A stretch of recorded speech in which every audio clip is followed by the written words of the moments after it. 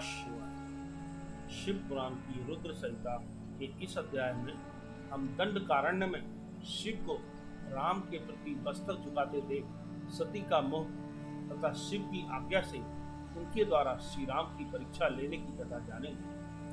नारद जी बोले, ब्राह्मण विदे प्रजानाथ महाप्राज्ञ दयानिधे, आपने भगवान शंकर तथा देवी सती के मंगलकारी सुयश का श्रवण कराया है। अब इस समय पुनः प्रेम पूर्वक उनके उत्तम यश का वर्णन कीजिए। उन शिव दंपति ने वहां रहकर कौन सा चरित्र किया था? ब्रह्मा जी ने कहा, मुने तुम मुझसे सती और शिव के चरित्र का प्रेम से श्रवण करो। वे दोनों दंपति वहां लौकिकी गति का आश्रय ले नित्य निरंतर क्रीड़ा किया करते थे। तदंतर महादेवी सती को अपने पति शंकर का वियोग प्राप्त हुआ। ऐसा कुछ श्रेष्ठ बुद्धि वाले विद्वानों का कथन है, परंतु मुने वास्तव में इन दोनों का परस्पर वियोग कैसे हो सकता है? क्योंकि वे दोनों वाणी और अर्थ के समान एक दूसरे से सदा मिले जुले हैं। शक्ति और शक्तिमान तथा चित्त स्वरूप है, फिर भी उनमें लीला विषय रुचि होने के कारण वह सब कुछ संगठित हो सकता है। सती और शिव यद्यपि ईश्वर है, तो भी लौकिक रीति का अनुसरण करके वे जो लीलाएं करते हैं वे सब संभव है।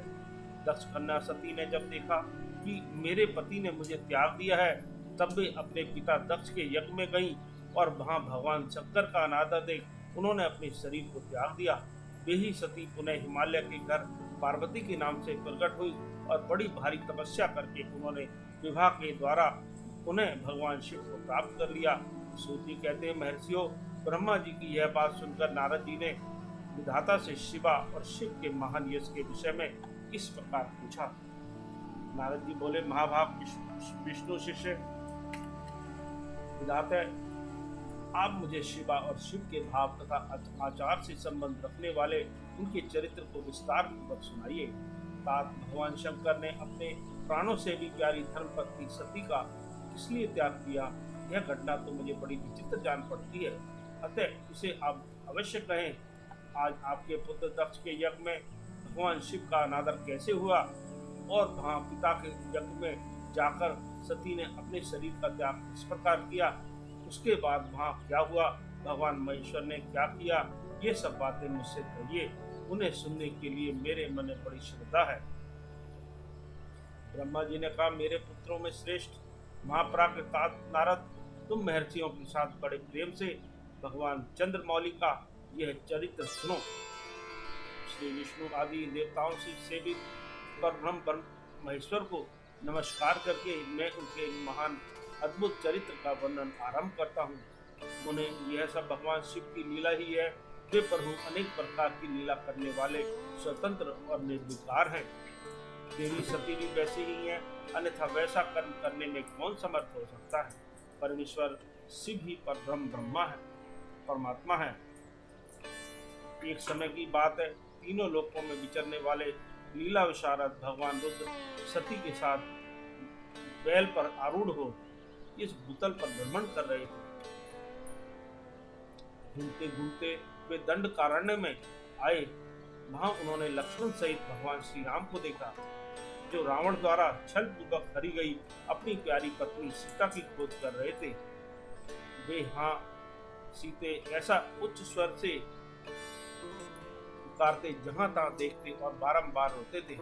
उनके मन में विरह का आवेश छा गया था। सूर्यवंश में उत्पन्न वीर भूपाल दशरथ नंदन भरताग्रज श्री राम आनंद रहित को लक्ष्मण के साथ वन में भ्रमण कर रहे थे और उनकी कांति फीकी पड़ गई थी। उस समय उदार चेता पूर्ण काम भगवान शंकर ने बड़ी प्रसन्नता के साथ उन्हें प्रणाम किया और जय जयकार करके वे दूसरी ओर चल दिए। भक्त वत्सल शंकर ने उस वन में श्री राम के सामने अपने को प्रकट नहीं किया। भगवान शिव की मोह में डालने वाली ऐसी लीला देख सती को बड़ा विस्मय हुआ। वे उनकी माया से मोहित हो उनसे इस प्रकार बोली।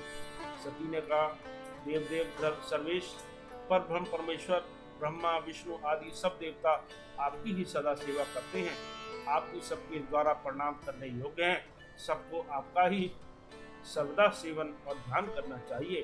वेदांत शास्त्र के द्वारा यत्नपूर्वक जानने योग्य निर्विकार परम प्रभु आती हैं। नाथ, ये दोनों पुरुष कौन है? इनकी आकृति ग्रह व्यथा से व्याकुल दिखाई देती है। ये दोनों धनुर्धर वीर वन में विचरते हुए कलेश के भागी और दीन हो रहे हैं। इनमें जो ज्येष्ठ है उसकी अंग कांति नीलकमल के समान श्याम है। उसे देखकर किस कारण से आप आनंद विभोर हो गए थे? आपका चित्त क्यों अत्यंत प्रसन्न हो गया था?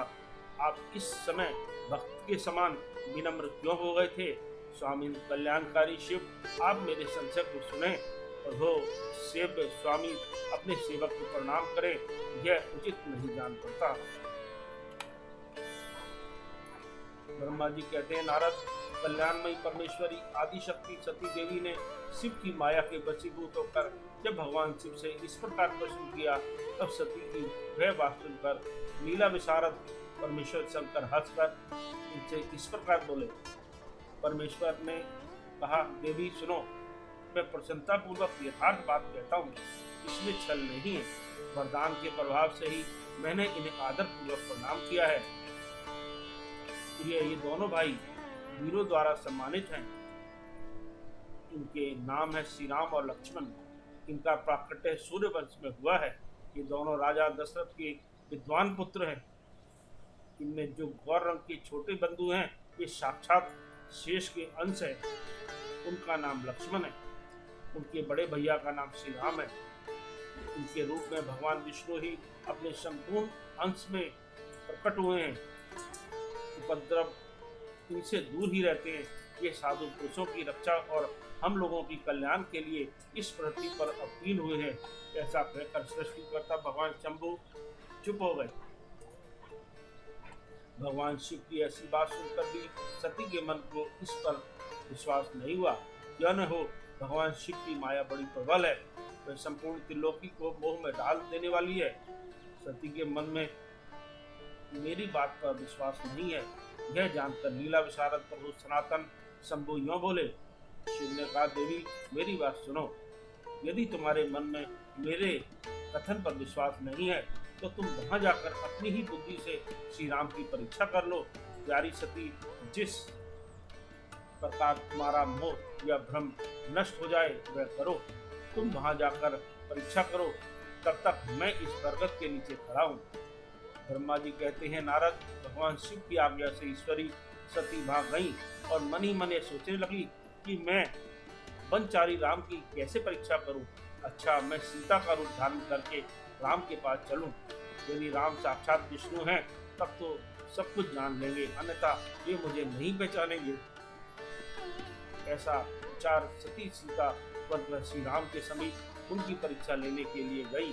वास्तव में वे मोह में पड़ गई थी।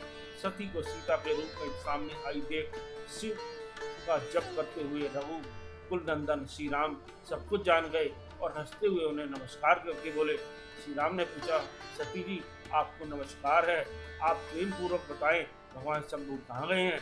आप पति के बिना अकेली ही इस वन में क्यों कर रही आई? देवी, आपने अपना रूप त्याग कर किस लिए ये नूतन रूप धारण किया है? मुझ पर कृपा करके इसका कारण बताइए। श्री रामचंद्र की यह बात सुनकर सती उस समय आश्चर्यचकित हो गई। वे शिव जी की कही हुई बात का स्मरण करके और उसे यथार्थ समझकर बहुत लज्जित हुई। श्री राम को साक्षात विष्णु जान अपने रूप को प्रकट करके मन ही मन भगवान शिव के चरणारविंदों का चिंतन कर प्रसन्नचित हुई सती उनसे इस तरह बोली, रघुनंदन, स्वतंत्र परमेश्वर भगवान शिव मेरे तथा अपने पार्षदों के साथ पृथ्वी पर भ्रमण करते हुए इस वन में आ गए थे। यहाँ उन्होंने सीता की खोज में लगे हुए लक्ष्मण सहित उनको देखा। उस समय सीता के लिए तुम्हारे मन में बड़ा क्लेश था और तुम गृह शोक से पीड़ित दिखाई देते थे। उस अवस्था में तुम्हें प्रणाम करके वे चले गए और उस बट वृक्ष के नीचे अभी खड़े हुई है। भगवान शिव बड़े आनंद के साथ तुम्हारे वैष्णव रूप की उत्कृष्ट महिमा का मान कर रहे थे।